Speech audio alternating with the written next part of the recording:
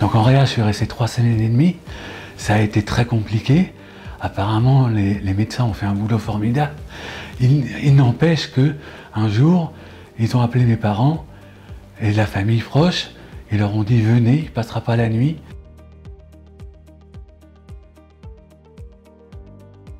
Je pesais 115 kilos, un trouble du rythme cardiaque. J'avais l'habitude de me protéger énormément, masque FFP2, du gel tout le temps.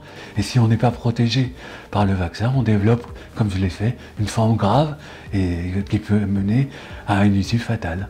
Je regrette sincèrement de ne pas avoir pu être protégé pour justement échapper à tout cet épisode très compliqué et très difficile qui en fait coupe la vie d'un coup.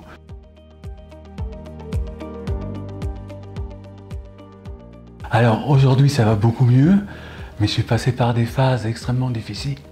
À un moment même en réanimation, ils pensaient que c'était la fin et ils m'ont sauvé. Les équipes ont été formidables, mais aujourd'hui j'ai quand même beaucoup de mal. Je me sens quelque part prisonnier de mon corps parce que les muscles ont fondu totalement et c'est compliqué. Mais les kinés font un travail phénoménal pour arriver à me remettre sur pied. Au bout du compte, le plus important, ça a toujours été mon envie de vivre et de ne pas abandonner. La vie est trop belle.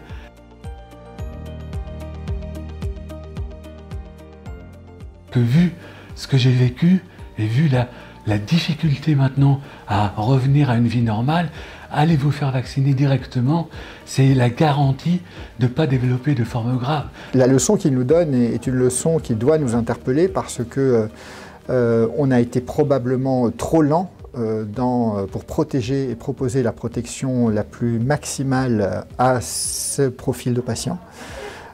Et qu'aujourd'hui, il faut vraiment convaincre le maximum de patients et de sujets en bonne santé de se protéger contre la Covid parce qu'aujourd'hui, elle touche des gens d'âge moyen qui étaient, lors de la première vague, plutôt préservés des formes graves.